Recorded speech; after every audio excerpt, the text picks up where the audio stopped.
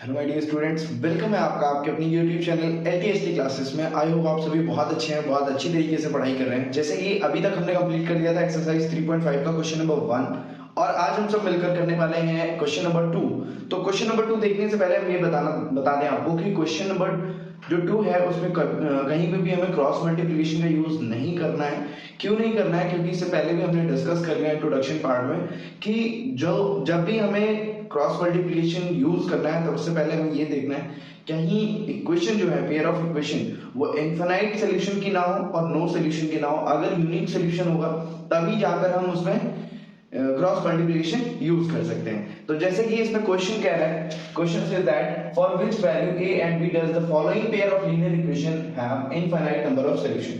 तो यहाँ पे सिर्फ आपसे इतना पूछा जा रहा है कि a और b की क्या वैल्यू होगी जिस पे ये दोनों इक्वेशंस कैसी इक्वेशंस हो जाएंगी, इनफाइनाइट नंबर ऑफ सॉल्यूशंस। ठीक है, ताकि इसमें ये कैसी कोइंसिडेंस लाइक की कंडीशन बन जाए इस पे।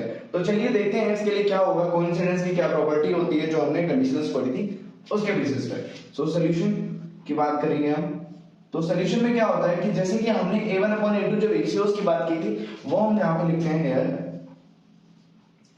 a1/a2 क्या हो जाएगा, a1 फर्स्ट इक्वेशन से 2 अपॉन a2 सेकंड इक्वेशन से a minus b comma b1 upon b2 क्या वैल्यू हो जाएंगी, b1 है हमारा 3 and b2 a plus b right and c1 upon c2, c1 is -7 and c2 is -3a plus b -2 right.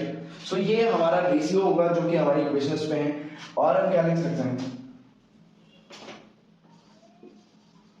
Pair of linear equations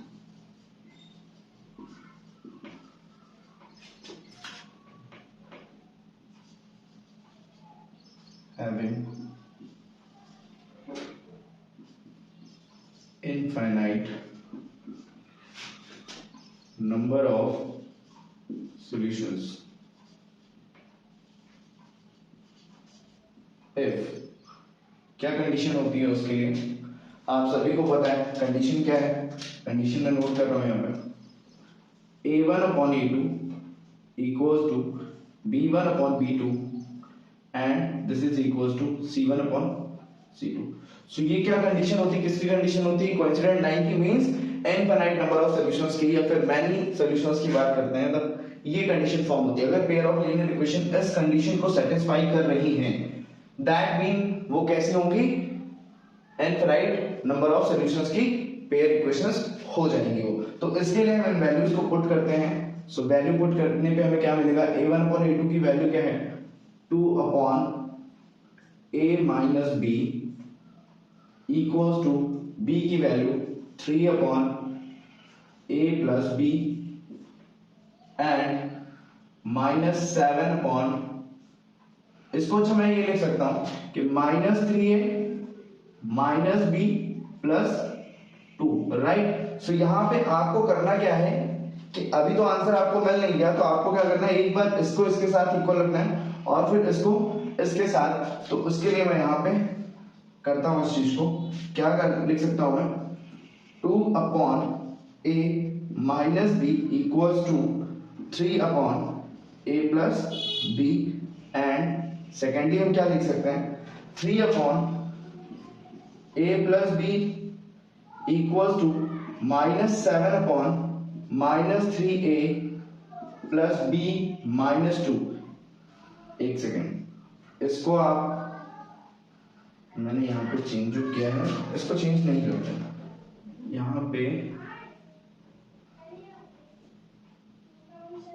minus ये plus ये minus, जैसा as it is था वैसे ही लिखा रहता है और ये माइनस माइनस क्या हो जाएगा कैंसिल। तो यहाँ से भी माइनस हटा देंगे, रिमूव करेंगे यहाँ से और ये वैल्यू आपकी b प्लस का और ये माइनस का। ठीक है, सो अभी हमें क्या करना है, क्रॉस मल्टीप्लाई कर लेना है और इक्वेशन हमारी आ जाएगी 2a plus 2b equals to 3a minus 3b and, ठीक है, इसके बाद इस साइड करेंगे तो 3 3 जा 9a plus 3b minus 6 and upon में क्या वैल्यू आएगी, एक सेकेंड, इक्वल में 7a प्लस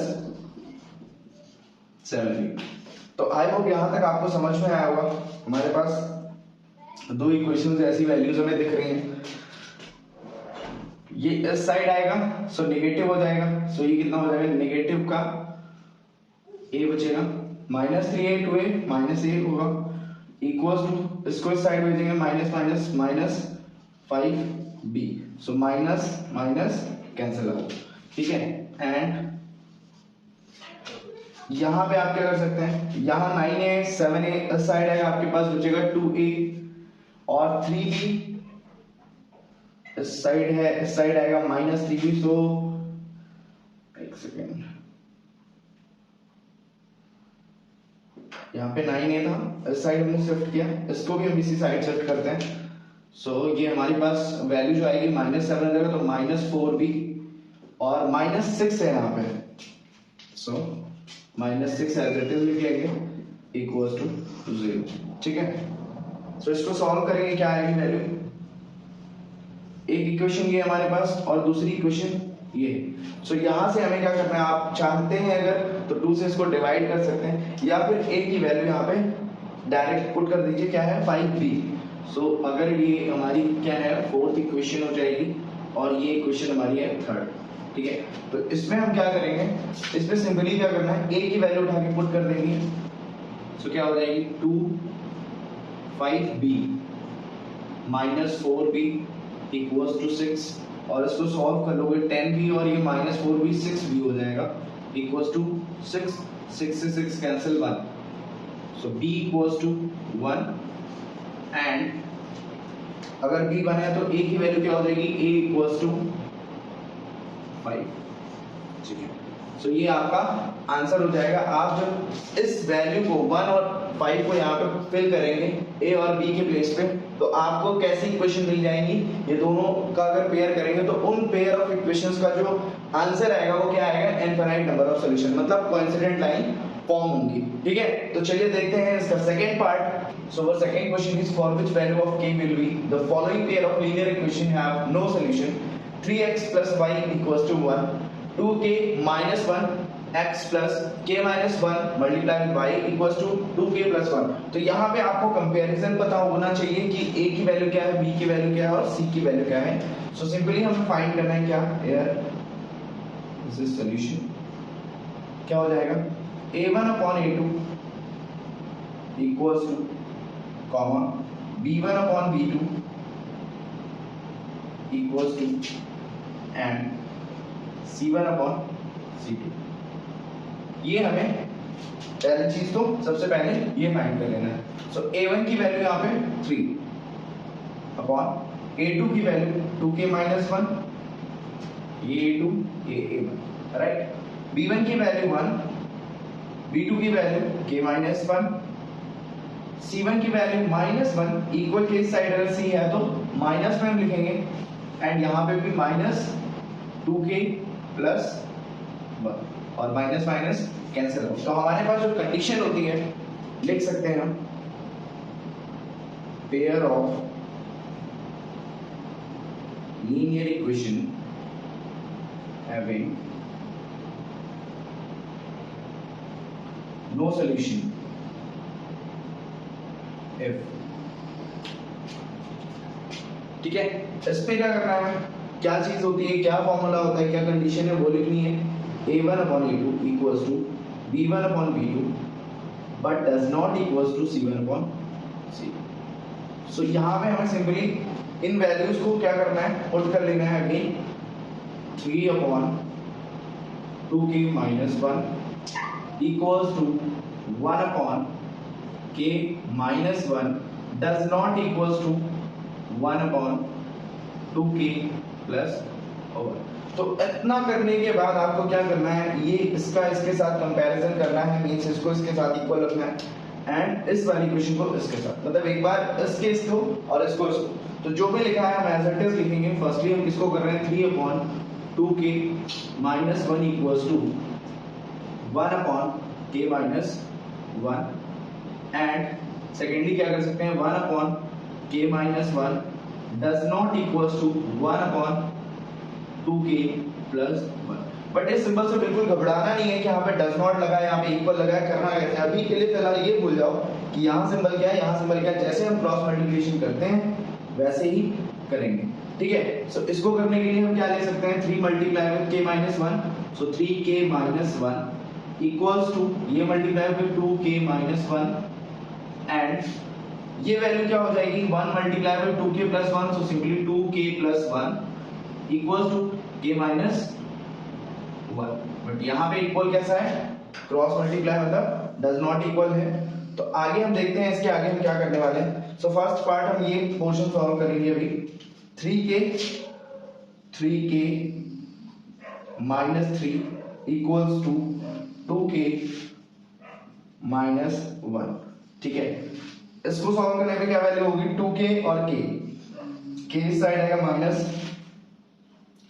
पहले लिख लेते हैं 2k minus k does not equals two plus 1 इस साइड आएगा तो माइनस 1 एंड माइनस 1, ठीक है। सो यहां पे क्या करना है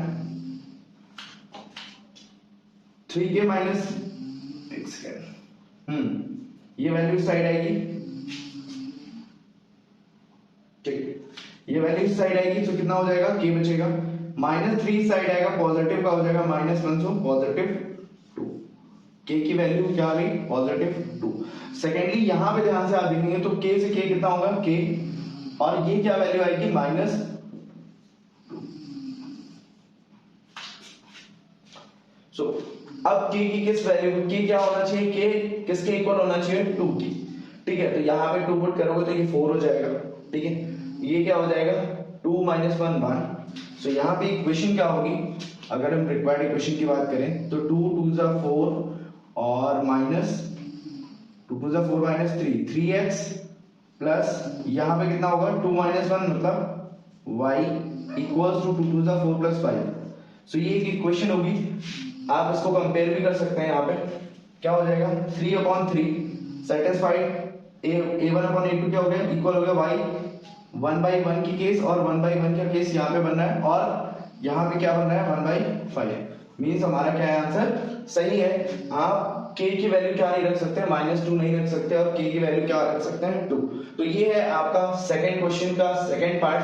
देखते हैं थर्ड क्वेश्चन क्या कहता है। Okay let's see. तो ये क्वेश्चन स्टार्ट करने से पहले मैं आप सभी को कुछ बताना चाहूंगा। जैसे कि अभी मेरे हाथ में क्या है इंक, ठीक है। ये इंक क्या है अभी इसमें इंक है मेरे पास, ठीक है। तो आप फिल इंक है तो इसको अभी मैं फेंक नहीं सकता, ठीक है। बट क्या होगा एक सर्टेन टाइम के बाद जैसे ही इंक खत्म होगी मैं इसको क्या करूंगा डस्टबिन में फेंक दूंगा। तो आपको भी ये चीज याद रखनी है कि कई सारी चीजें आपके साथ भी ऐसी होती हैं। आप पेन की इंक यूज करने के बाद उसको थ्रो कर देते हैं, बट जब तक इंक होती है तब तक आप उसको नहीं फेंकते हैं। तो ऐसा ही होता है आपके भी लाइफ में। जब आप स्टडी कर रहे हैं, आप कुछ भी प्रिपरेशन कर रहे हैं, तो आपका सारा फोकस क्या होना चाहिए नॉलेज में, कॉन्सेप्ट में, ये सारी चीजों को इकट्ठा करने में होना चाहिए। जब आप इन सारी चीजों को इकट्ठा कर लेते हैं तो फिर कंडीशन आती है कि इसको फेंकने और ना फेंकने से मतलब ये कि अभी ये क्या है एक लिमिटेड चीज है इसके अंदर, जो कि एक सर्टेन टाइम के बाद क्या होती है एंड हो जाती है, खत्म हो जाती है, फिर हम इसको फेंक देते हैं। तो अगर कहीं इसके अंदर अनलिमिटेड इंक होती तो क्या मैं इसको फेंकता? अगर मैं आपसे बोलूं कि आपने 1 मंथ का रिचार्ज करवा लिया जियो में और उसको 2 दिन यूज करने के बाद क्या आप सिम फेंक देंगे? पहले तो ऐसा होता था ना, पहले ऐसा होता था कि जब जियो का सिम नहीं था तो कई सारे सिम टेलीकॉम जो कंपनीज थी वो क्या करती थी नए सिम पे इंटरनेट जो भी होता था वो ज्यादा या फिर लॉन्ग टाइम का जो भी टॉक टाइम होता था वो देते थे। तो आपको क्या करना है, आपको परमानेंट अपने अंदर नॉलेज कॉन्सेप्ट ऐसी चीजों को अनलिमिटेड रखना है। कुछ भी चीज ऐसी नहीं होनी चाहिए कि आप सर्टेन टाइम ऑफ पीरियड के बाद ब्लैंक हो जाए, ठीक है। तो आपको क्या करना है, मेहनत ऐसी करनी है कि आपको खुद प्राउड हो। और सबसे बड़ी चीज आपके अगर पेरेंट्स प्राउड करते हैं आपके, उससे बड़ी कोई भी चीज नहीं है लाइफ में। तो मेहनत करनी है तो पेरेंट्स के लिए करो, अपने लिए करो, और किसी से कोई मतलब नहीं होता, ठीक है। तो चलिए स्टार्ट करते हैं क्वेश्चन नंबर 3। तो क्वेश्चन नंबर 3 क्या है, solve the following pair, Solve the following pair of linear equation by the substitution method and cross multiplication method. तो यहाँ पे क्या है 8x plus 5y equals to 9, ये फर्स्ट इक्वेशन है. सेकंड इक्वेशन है 3x plus 2y equals to 4. तो चलिए इसको स्टार्ट करने से पहले हम क्या करते हैं, पहले तो कुछ कंडीशंस जो इसकी सब्स्टिट्यूशन मेथड के लिए क्या करना होता है, हमें एक टर्म में वैल्यू निकालनी होती है मींस x या y में, और दूसरी इक्वेशन में पुट करनी होती है मींस सब्स्टिट्यूट करना होता है. तो चलिए हमें सब्स्टिट्यूट करने से पहले हमें क्या करना है, फ्रॉम द फर्स्ट इक्वेशन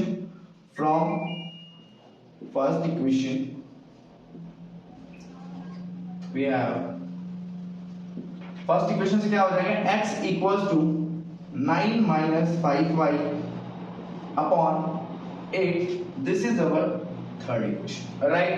अब इस इक्वेशन को, थर्ड इक्वेशन को क्या करूंगा, we put equation third in, इस थर्ड इक्वेशन को इन सेकेंड इक्वेशन में हम पुट करेंगे and we get what we get. अगर हम इसको सेकेंड इक्वेशन में पुट कर रहे हैं तो हमें क्या वैल्यू मिलेगी, हम सिंपली x की वैल्यू पे पुट करते चलते हैं भाई 3, और x की वैल्यू पे हम 9 minus 5y upon 8 फिल कर सकते हैं, right. After that plus 2y equals to 4. इसको अगर हम सॉल्व कर लेते हैं तो हमें y के टर्म में इक्वेशन मिलेगी. अगर यहाँ पे हम देखें तो ये क्या हो जाएगी, बेटा ये वैल्यू हमारी आ जाएगी आपकी 3 9 जा 27 minus 15 y upon 8, राइट, और इक्वल्स टू ये आप लिख सकते हैं, इस साइड इसको मल्टीप्लाई कर दें, क्या हो जाएगा 27 minus 15y equals to minus 4 into 8 32. एक सेकेंड, ये माइनस नहीं होगा, ये पॉजिटिव ही रहेगा, और 32 minus 16y, राइट. सो ये 16y इस साइड आ जाएगा, तो माइनस है तो पॉजिटिव हो जाएगा, 27 इस साइड नेगेटिव हो जाएगा. तो यहाँ पे y बचने वाला है, और 32 minus 27 करेंगे हम तो 5 बचने वाला है. सो y की वैल्यू क्या आ गई 5. तो इस y की वैल्यू को हम पुट करने वाले हैं in second equation. Put y equals to 5 in third equation, sorry, and we get third equation में पुट करने पे x की वैल्यू हमें मिलने वाली है x equals to 9 minus 5 into 5 upon 8. So ये 25 minus 9 कितना हो जाएगा 16, राइट, बट माइनस का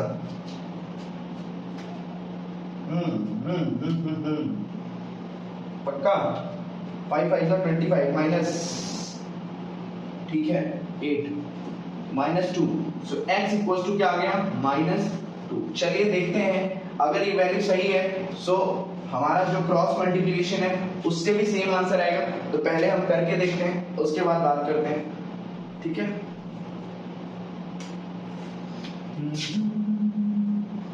बाय क्रॉस मल्टीप्लिकेशन, ठीक. यहाँ पे हमने लिखा x, यहाँ पे हमने लिखा y, और यहाँ पे हमने लिखा 1. तो यहाँ पे अब हम x के प्लेस पे क्या लिखते हैं b1 अपॉन b2, मतलब b1 b2 यहाँ लिखते हैं. सो b1 कितना है 5, b2 की वैल्यू कितनी है 2, और अब हम लिखेंगे c1 c2. तो c1 कितनी है -9 एंड -4. a1 a2 की वैल्यू क्या होगी 8 एंड 3, देन आफ्टर अगेन 5 और, तो यहाँ पे क्रॉस मल्टीप्लिकेशन होगा.